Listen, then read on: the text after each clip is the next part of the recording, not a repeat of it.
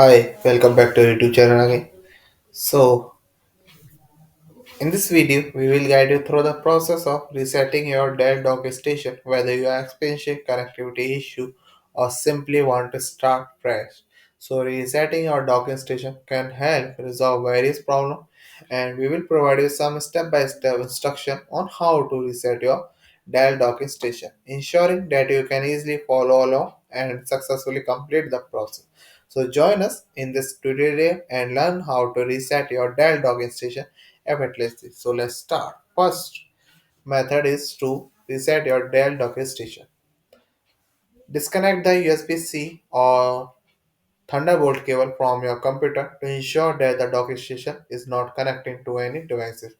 After this, you have to unplug the Dell docking station from the power sources to cut off its power supply. And now you have to press and hold the power button on the docking station for about like 10 to 15 seconds to drain any leftover power from the unit. Now you have to reconnect the docking station to the power sources, but do not connect the USB-C or Thunderbolt cable back to the computer yet. So you have to observe the dock LED on the power button after reconnecting your the power source. It should blink three times, indicating that the docking station has completely itself test and functioning correctly. Now you have to reconnect the USB-C or Thunderbolt cable from the docking station to your computer.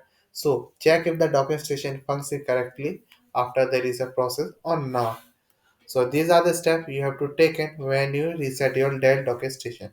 Thank you for watching our video. I hope you like it and this is very helpful for you and we will catch you in our next video.